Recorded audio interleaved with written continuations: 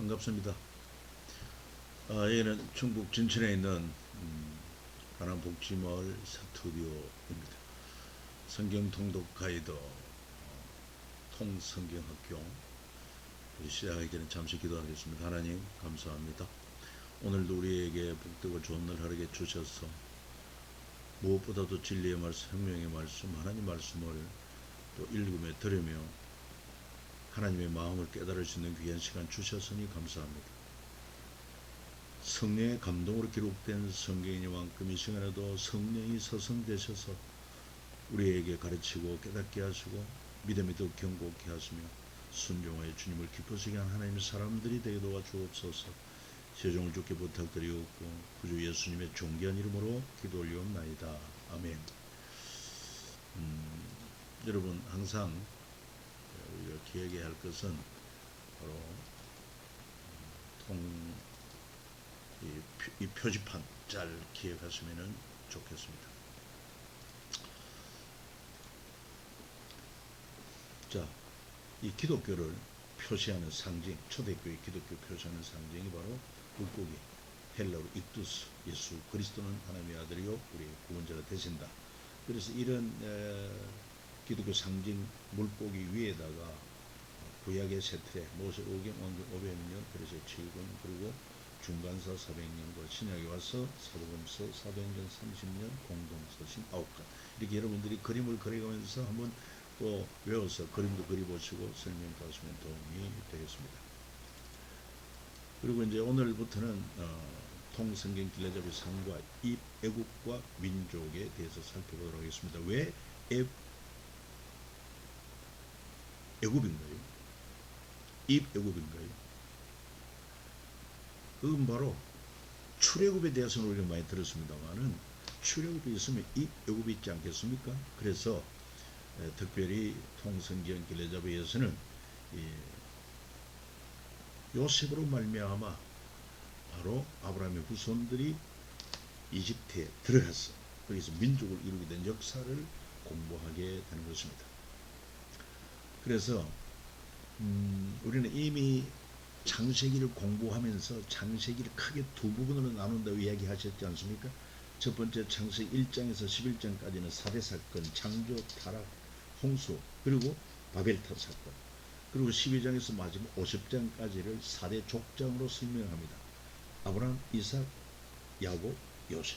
그런데 통성경에서는 족장사, 이과의 족장사에서 아브라함, 이삭, 야곱까지 이 얘기를 하고 이제 3장에 와서는 상과에 와서는 이 요셉에 대한 기록이 많이 기록되어 있습니다. 창세기 37장부터 50장까지 주된 내용인데 그래서 요셉 중심으로 애굽에 들어가게 된 이 애굽과 그리고 민족 형성에 대한 이 얘기를 나누면 좋겠습니다. 자, 5가지 주제 요셉의 훈련 시작과 훈련 과정, 비로소 애굽의 총리가 된 요셉, 22년 만에 형제 화해, 야곱과 요셉의 유언, 이런 컨셉으로 이 얘기를 풀어 나가게 되겠습니다. 자, 시간, 공간, 주요 인물을 한 번씩 읽어보시면 되겠습니다. 특히 우리가 먼저 한번 살펴볼 것은 세 사람의 꿈 그리고 유언과 비전에 대해서 한번 이 얘기를 나눈다면 먼저 창세기에 보면은 요셉의 꿈이 나옵니다. 개인적인 삶을 예고한 꿈이요 앞으로 형제들의 지도자가 될 꿈을 하나님이 주신 것을 알 수 있습니다. 그 다음에 애굽의 바로 왕의 꿈인 것입니다. 그건 국가적인 자연 재난의 꿈이라 볼 수 있고 그리고 풍년 7년 흉년 7년을 위한 꿈으로 따지고 보면은 요셉을 애굽의 총리로 세우기 위한 하나님이 주신 꿈이다. 야곱의 꿈이 있습니다. 민족 형성 430년을 위한 꿈이라고 볼 수가 있는데 창세기 46장 3절에 나는 하나님이라 내 아버지의 하나님이 애굽으로 내려가기를 두려워하지 말라. 내가 거기서 너로 큰 민족을 이루게 하리라.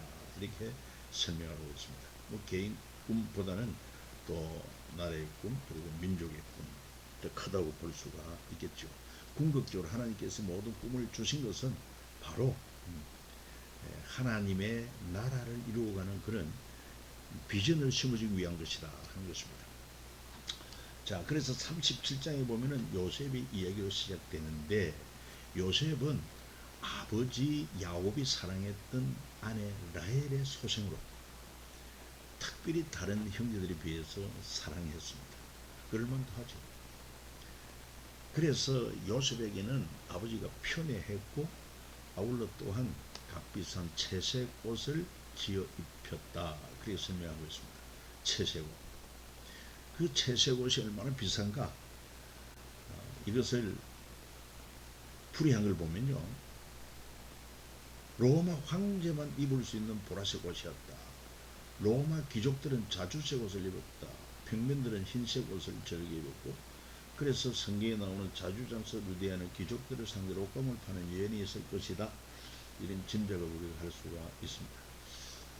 그러니까 고대, 지금부터 몇천 년 전입니까? 약 한 거의 4,000년 가까운 그런 고대, 여러분 채색 옷을 지어 입혔다는 건 대단한 투자가 아닐 수가 없어요. 그만큼 야곱은 이 요셉을 편애했습니다. 그런데 그러다 보니까 요셉은 자연적으로 형제들에게 시기 대상, 미움의 대상이 되고 말았습니다. 이렇게 아버지 편애뿐만 아니라 또 그로 말미암아 요셉은 형제들의 잘잘못을 아버지 앞에 고쳐지라는 이런 못된 습관 때문에도 형제들의 미움을 더욱 받습니다. 거기다가 여러분 알지 않습니까? 요셉이 꿈으로 말미암아 꿈으로 말미암아 더욱더 형제들이 미움받는데, 그 꿈 얘기가 뭡니까?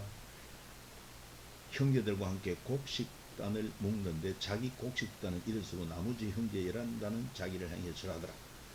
완전히 형제를 엿먹이는 그런 꿈 얘기 아닐 수 없습니다. 그 다음에 또 꿈 얘기를 합니다.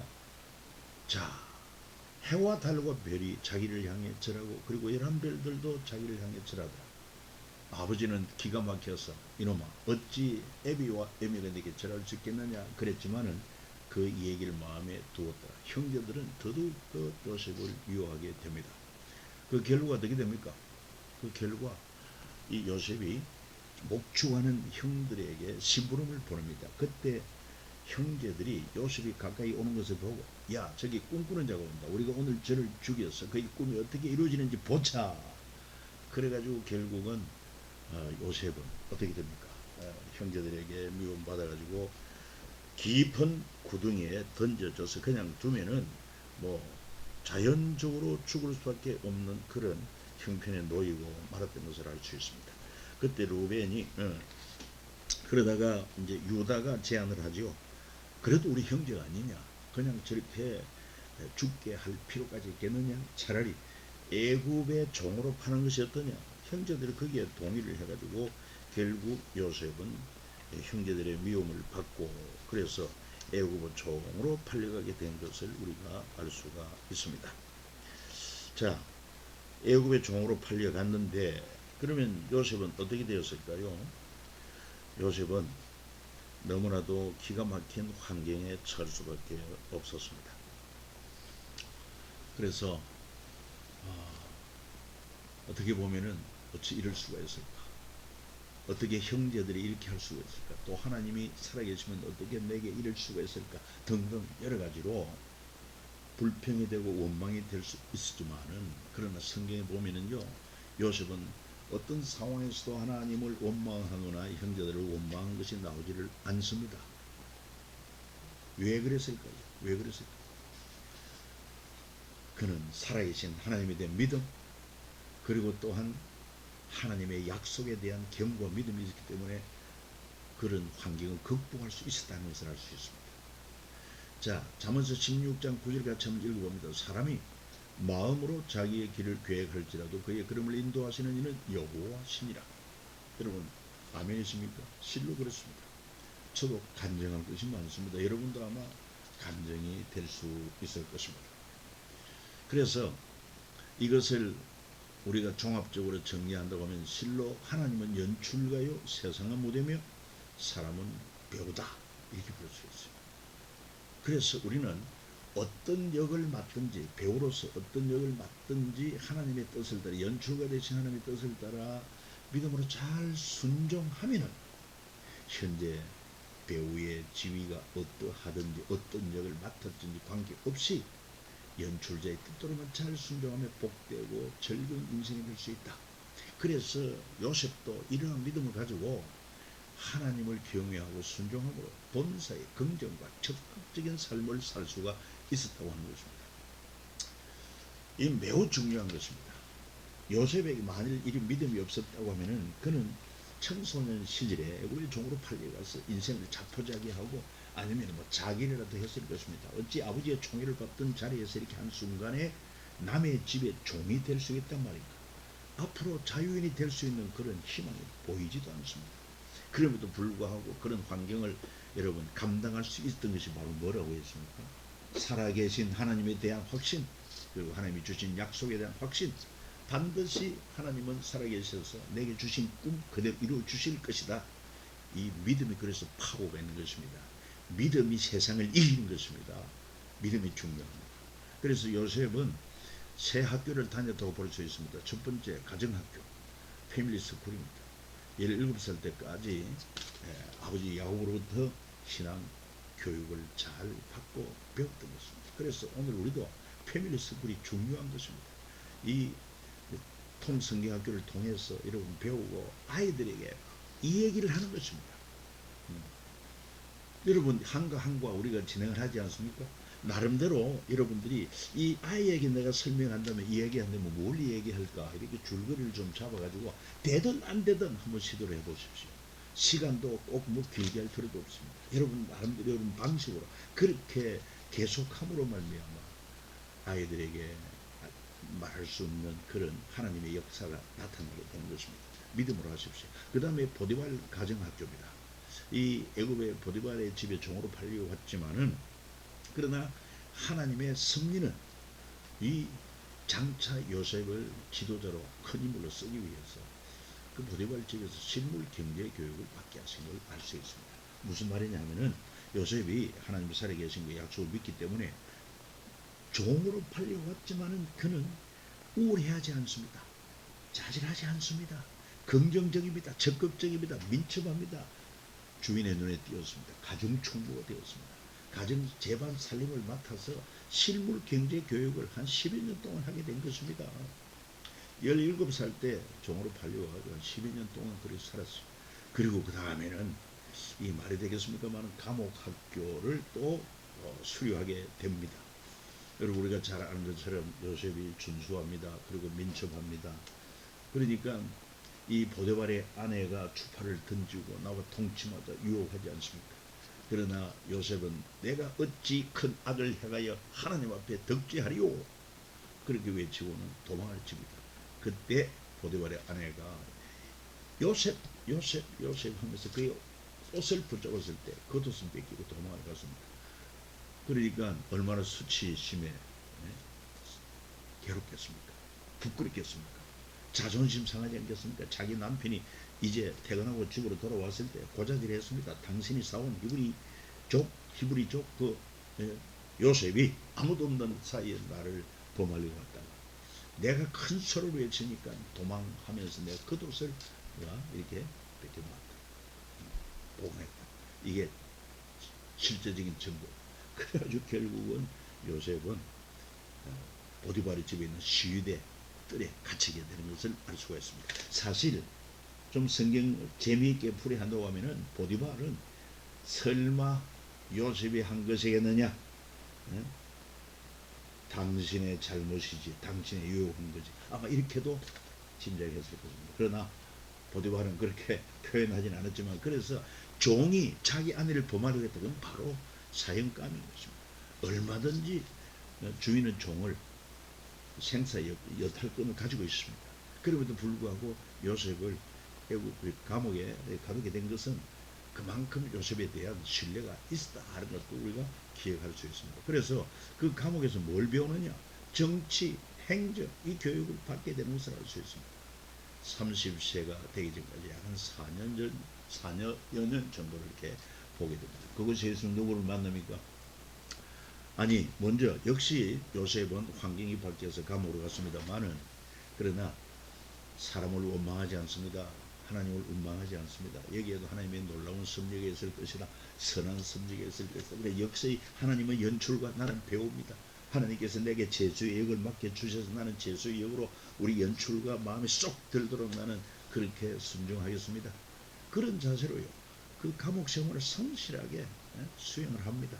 그리고 정말 얼굴 표정이 밝습니다. 그러다 보니까 보디발의 집에서 보디발의 눈에 드러난 것처럼 이 감옥에서도 감옥의 책임자 간수의 눈에 띄었습니다. 그래서 그 책임자가 요셉에게 감옥의 재반 사고를 맡김으로 말미암아 상당한 자율권을 가지고 이간방 저간방 돌보면서 시중을 들 수 있었고 행정을 이렇게 보았다 그랬습니다. 그 가운데 누구를 만납니까? 바로 왕의 술 맡은 가난장과 떡 맡은 가난장을 만나 그들이 하루는 꿈으로 말미암아 범민하고 있을 때 그들의 꿈을 얘기하지 않습니까? 그래서 요셉은 술 맡은 가난장의 꿈 얘기를 듣고 3일 후에 당신은 복직될 것이다. 그리고 떡 맡은 가난장도 그의 꿈 얘기를 늘어놓았을 당신은 3일 후에 혐의가 드러나서 처형을 받게 될 것이다. 그대로 되었다는 것 아닙니까? 그런데 이처럼 술 맡은 관원장이 복직될 때 요셉은 자기 형편을 이야기하면서 당신이 복직되면 내 형편 아시고 나를 좀 기억해 달라 그랬습니다. 역시 술 맡은 관원장도 철석같이 약속을 했습니다. 그런데 웬일입니까? 한 달 지나 6개월 지나 1년 지나 아니 2년이 다 돼가도 연락이 없습니다. 사람은요 이처럼 앞뒤가 다를 수도 있어요. 잊을 수도 있어요. 그러나 하나님은 잊지 않습니다. 마침내 하나님께서 바로의 꿈을 꾸게 하십니다. 한날 꿈을 꾸었는데 이거 나일강 아주 살찌고 포동포동한 보기 좋은 7마리 암소를 보게 됩니다. 그리고 그 후에 또 파리하고 흉한 7소가 나타나가지고 그 살찌고 아름다운 7 암사를 딱 차고 먹어버립니다. 이게 얼마나 꿈이 사납습니까?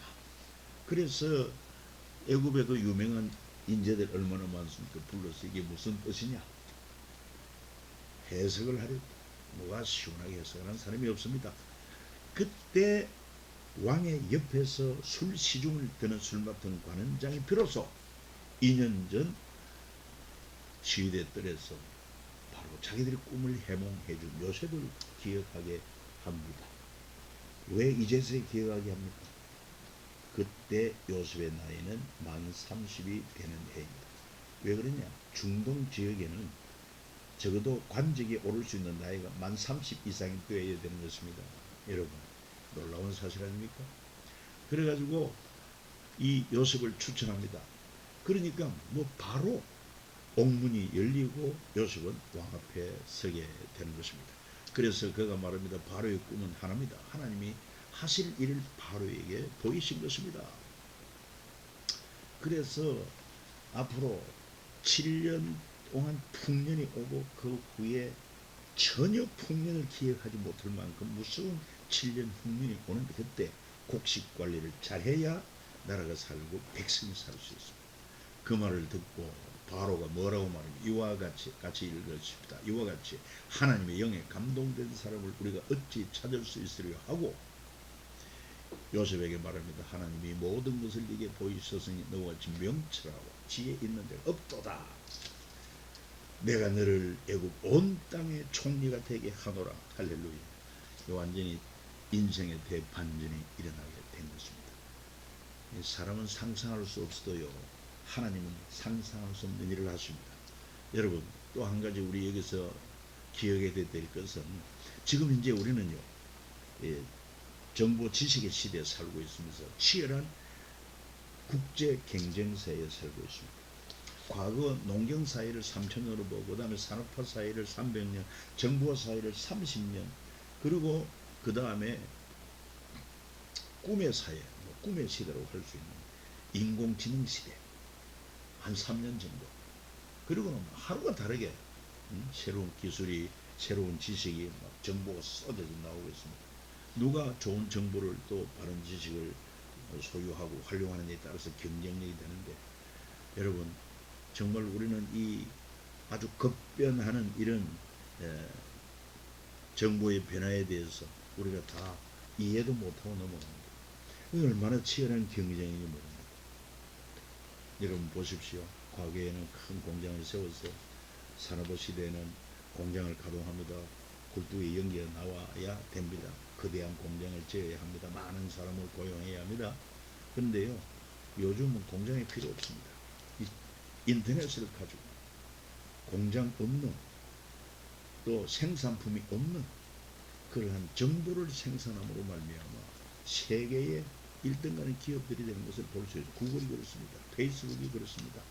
예, 뭐 어마어마한 그런 세상에 우리가 살고 있어요. 그런데 이처럼 경쟁이 치열하다 할지라도 최고의 경쟁은 어디 있느냐, 바로 여기 있습니다. 하나님의 영에 충만한 것입니다. 하나님의 지혜와 명철로 충만합니다. 이 이상의 경쟁력이 없습니다. 여러분, 우리 모두가 다 이 성경을 공부하고 기도하는 가운데 하나님의 영에 사로잡혀서 하나님의 지혜와 명철과 권세, 능력, 경쟁력 있는 삶, 여러분 세상을 이기는 믿음의 사람 될 수 있기를 주의 이름으로 축복합니다.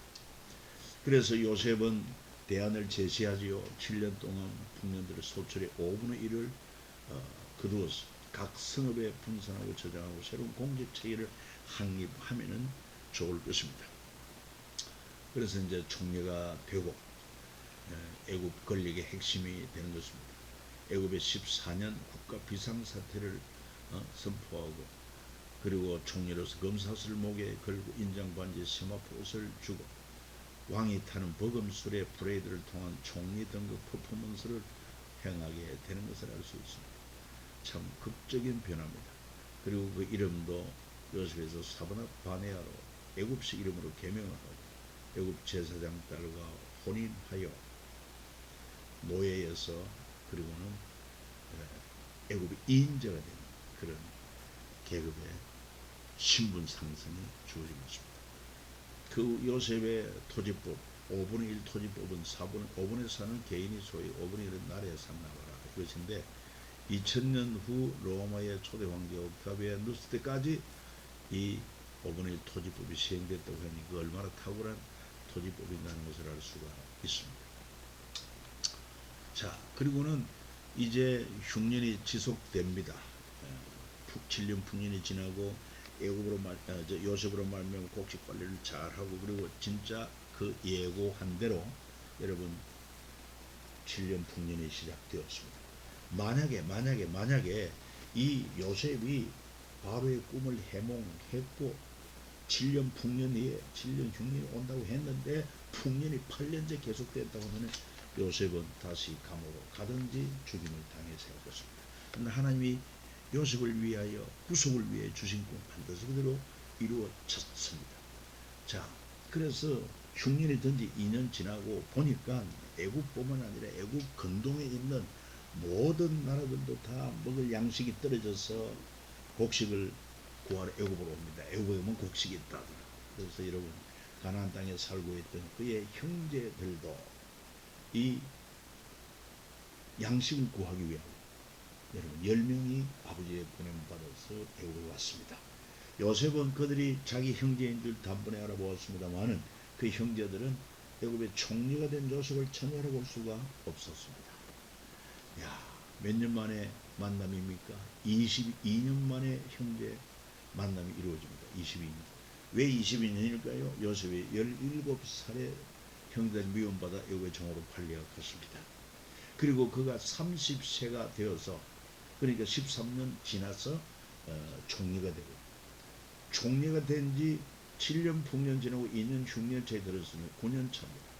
그러니까 13년에다 9년을 더한 22년 만에 형제를 만나게 된 것입니다.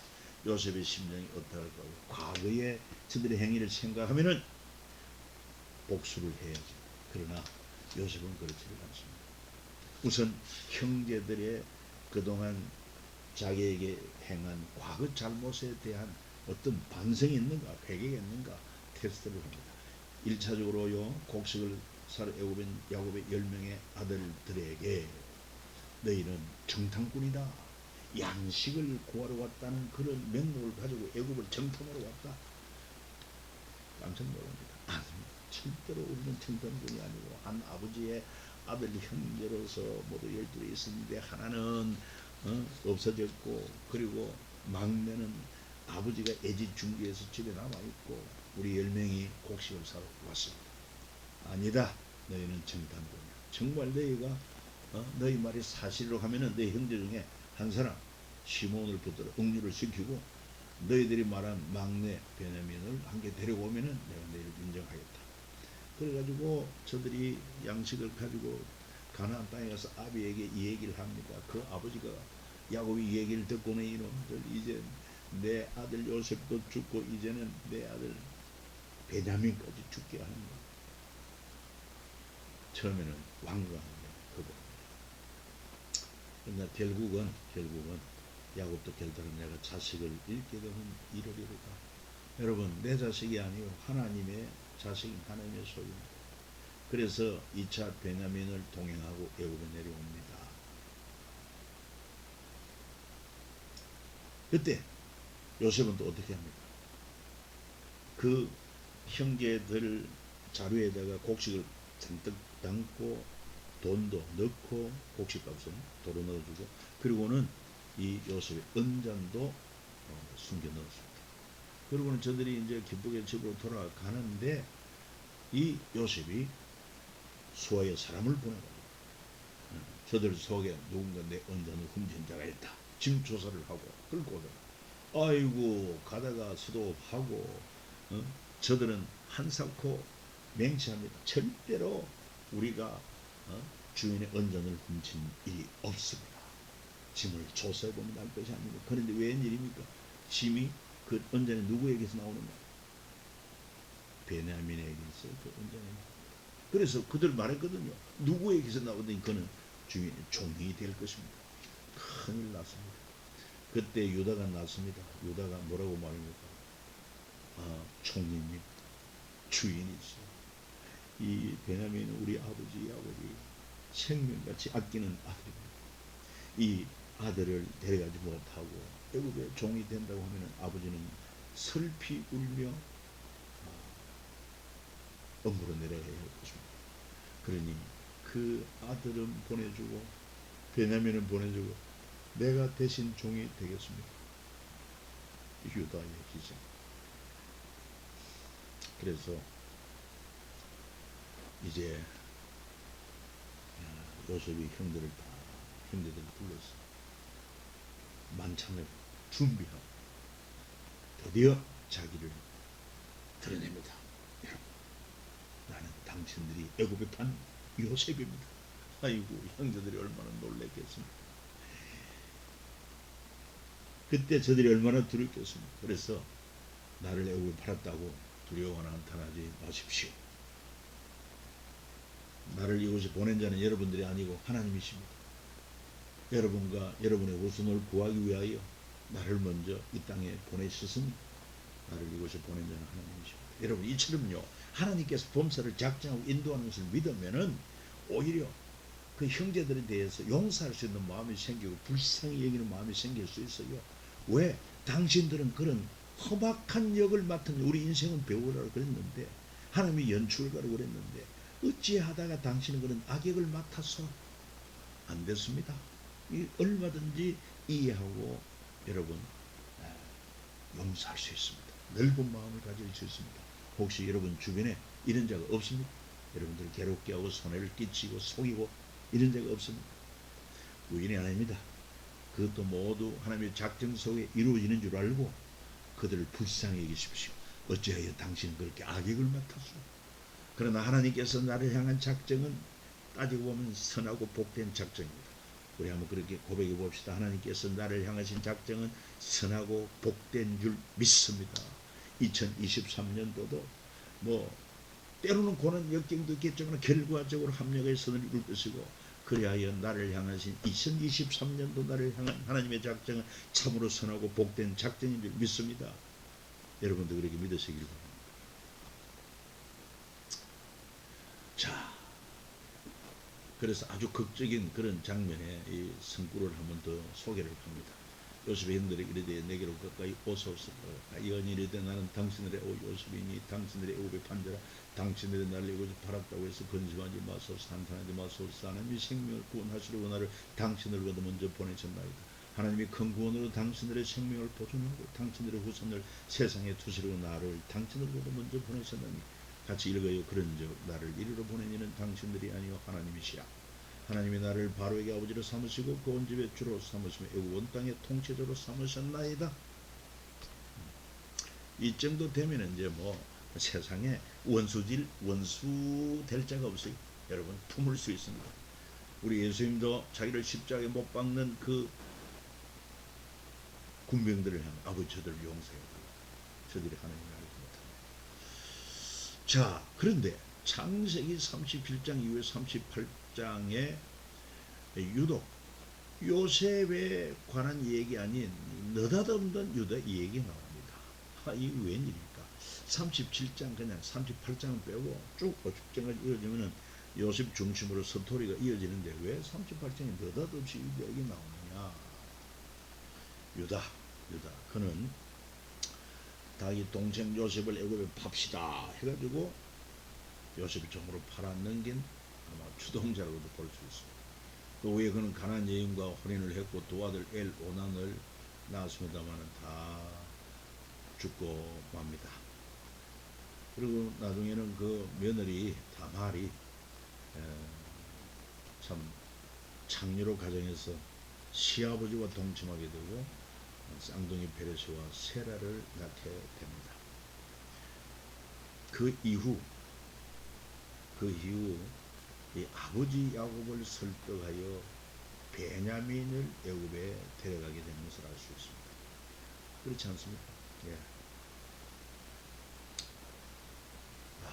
그 다음에 참 종이 되고 죽을 위기에 전 베냐민 대신에 자신이 애굽의 종이 되기를 자처했습니다. 아무튼 나중에 이제 그 야곱의 축복 기도도 있었습니다만은 아브라함과 이삭과 야곱의 가문을 계승하는 아들이 누구냐? 요셉이기보다는 차라리 유다다. 그래서 이 통성경에서는요, 족장 3대 족장 아브라함, 이삭, 야곱 잘 정리했고 실제로 4대 족장이라고 하면은 요셉이라기보다는 유다라고 부를 수 있습니다. 예, 구원의 역사가 유다를 통해서 그리고 누가 나옵니까? 다윗이 나옵니다. 다윗이 후손 예수 그리스도로 이렇게 이어지는 것을 알 수가 있습니다. 아무튼 이 유다의 헌신 정말 지난날의 잘못을 회개하고 베냐민이 종이 될 수밖에 없는 그런 위치에서 자기가 종이 되겠습니다. 그 아들을 아버지로 돌려보내달라고. 하나님은요 우리의 선을 기억하십니다. 그리고 야곱의 꿈 얘기도 나옵니다. 이제 결과적으로 여러분 야곱에게 놀라운 소식이 전해졌습니다. 그가 형제들이 극적으로 요셉을 만났는데 그 요셉이 종이 아니라 애굽의 총리가 되어 있고 이 요셉의 지혜로 말미암아 지금 이제 이 흉년 가운데도 곡식 관리가 잘 되어서 얼마나 요셉이 존경받는 인물이 되는지 모르는데 그리고 그 요셉이 총리가 되어서 아버지와 온 식구를 데리고 애굽으로 초청을 했습니다. 이제 우리가 다 애굽으로 이민 가게 되었습니다. 했을 때 야곱은 잠시 너무나도 기쁘기도 하고 놀랍기도 하고 그런 가운데 한편 하나님 주신 약속의 땅은 여기인데 어찌하여 애굽으로 가야 합니까? 그런 갈등 속에서 하나님 꿈에 나타났습니다. 나는 하나님이라 네 아버지 하나님이 애굽으로 내려가기를 두려워하지 말라. 내가 거기서 너로 큰 민족을 이루게 하리라. 내가 너와 함께 애굽으로 내려가겠고 반드시 너를 인도하여 다시 올라올 것이며 요셉이 그의 손으로 네 눈을 감기리라. 이 우리 하나님이 주신 그 약속을 붙들고 내려갑니다. 그리고 아들과 정말 반갑고 반가운 꿈과 같은 그런 만남을 감격적인 만남을 만납니다. 그리고는 이제 저들은 고센 땅에 정착하게 됩니다. 이 고센 땅 이름은 땅의 언덕이라는 뜻이고 나일강 삼각주 제대로 목축에 아주 적합한 비호감 땅이요. 애굽 당시 애굽의 첨단 산업은 농업이라고 할 수 있습니다. 농경사회니까. 그리고 애굽 사람들이 가정에 있는 것은 목축업이었습니다. 냄새나고 불길하게 생각했죠. 그래서 요셉이 이런 문화를 알고 형제들에게 만약에 바로 왕이 당신들에게 직업이 뭐냐 묻거들라 우리는 목축하는 자들이라고 말하시오. 그래서 하나님의 보호 아래 야곱 가족은 혈통을 유지하며 민족으로 성장해 갈 수 있었다는 것입니다.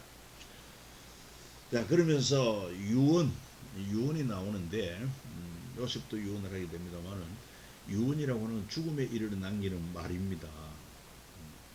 그래서 유언은 세 가지가 있는데 바람직한 유언, 그냥 그런 유언, 듣고 싶지 않은 유언. 그래서 바람직한 유언은 뭐냐? 바로 믿음의 유언입니다. 야곱, 요셉, 모세, 요수아, 다윗. 이따가 우리 하면서 살펴보도록 하겠습니다. 그냥 그런 유언은 가이사르의 유언이 있는데 모든 로마 시민에게 300 세스테르티우스 300 세르가 아니고 세스인 줄 압니다. 세스테르티우스 이 당시 로마의 세스테르티우스 1세르테스티우스는 1세스테르티우스는 약 12,500. 그러니까 쉽게 말해서 모든 시민에게 300 세스테르티우스 준다 하는 것은 쉽게 말해서 300만 원씩 그냥 지원해 준다는 것입니다. 적은 돈은 아니죠. 그 다음에 모든 로마 시민에게 가이사르의 정원을 기증한다. 마치 우리 윤석열 대통령이 대통령 취임하면서 자기는 청와대 들어가지 않고 청와대를 나라의 시민들의 국민들에게 돌린다. 그 다음에 또 가이사라 섬, 이 성씨는 옥타비안 누스에게 물려줍니다. 그래서 가이사라고 하는 것은 로마 황제의 하나의 칭호가 된 것입니다. 그 다음에 듣고 싶지 않은 유언은 뭘까? 섹스피어 유언이라고 합니다. 첫째 딸에게는 나의 모든 동산과 부동산을 준다. 둘째 딸에게는 내가 쓰던 은전을 주겠다.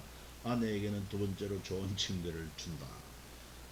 참 듣고 싶지 않은 별로 유언답지 않은 유언. 그러나 오늘날 대부분의 사람들은 그 유언의 유행이 어디에 속하니? 3번에 속합니다.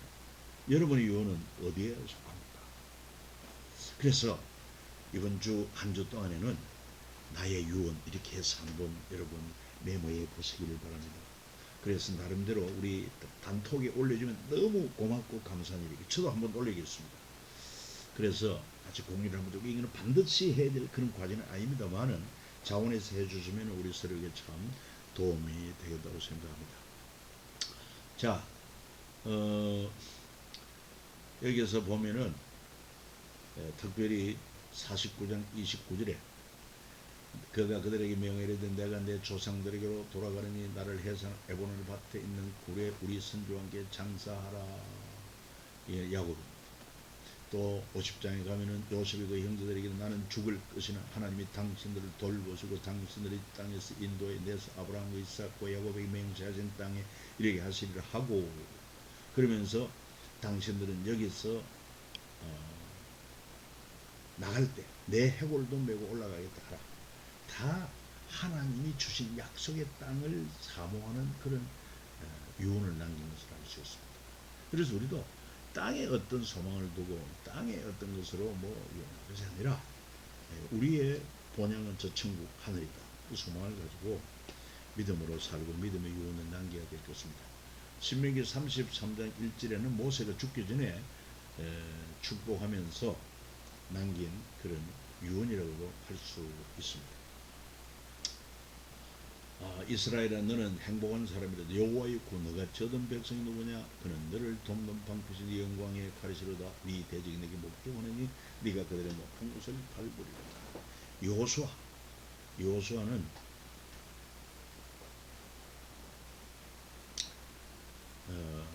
정말 당시에 그 훌륭한 그런 유언도 남겼는데 너희 하나님 여호와 그가 내 앞에 그들을 쫓아 너희 목전에서 그들을 떠나게 하시니 너희 하나님 여호와께서 너희에게 말씀하신 대로 너희가 그 땅을 차지할 것이라. 그러면 너희는 크게 힘써 모세 율법적으로 기록된 것을 다 지켜 행하라. 그것을 떠나 좌우나 우나 치우치지만 얼마나 멋진 유언입니까? 또 열왕기상 2장 2절에 다윗이 남긴 유언입니다. 내가 이제 세상 모든 사람이 가는 길로 가게 되었다. 너는 힘써 장부를 네 하나님 여호와의 명령을 지켜 그 길로 행하여 그 법률 계명과 율례 전도를 모세 율법에 기록된 대로 지키라. 그래야면 네가 뭘 하든지 어디로 가든지 형통할지라. 얼마나 멋집니까? 솔로몬은 전도서 12장 13절에 이래 결국을 다 들으신 하나님을 경외 그 명령들을 지킬 자라. 이것이 모든 사람의 본분입니다. 하나님은 모든 행위 모든 엄밀한 일을 선악과에 심판하신다. 적어도 우리도 최종 결론적인 유언은 무엇이 되어야 할 것인가? 이런 말씀을 찾을 수 있다. 어떻게 하든지 믿음의 장부가 되라. 믿음의 부유한 자가 되라. 믿음의 맹문가정이 되라. 자, 그리고 이제 이스라엘 12지파의 그 변화를 한번 살펴볼 수 있습니다. 야곱의 아들들이 12입니다. 그래서 12지파가 되는데 이 중에서 이제 요셉이 애굽에 팔려갔다가 애굽에서 난 두 아들이 있습니다. 에브라임, 모나스. 그래서 요셉 대신에 두 아들을 몫으로 줍니다. 그래서 13지파가 되지요. 그리고는 이제 출애굽기 이렇게 들어가 보면은요, 레위는 하나님 앞에 제사하는 직분으로 사명을 맡고, 그래서 12지파에서는 빠지고, 그 대신에 나머지 12명이 이제 12지파가 됩니다. 그래서 레위인 하나님께서 구별해 내신 것입니다. 자, 그리고 이제 야곱의 장례도 우리가 살펴봅니다.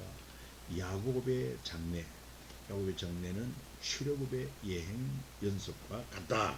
그렇게 볼 수가 있어요. 출애굽의 예행 연습. 나중에 보면은 이스라엘 백성이 애굽에서 번성하여 출애굽하지 않습니까? 그것이 일종의 예행 연습과도 같다 하는 사실입니다. 자, 시간은 언제냐? BC 19세기, 공간은 애굽에서 가나안 막벨라 굴, 여기 아브라함도 또 그 안에 사라도 또 이삭도 리브가도 그리고는 야곱도 여기에 장사가 됩니다.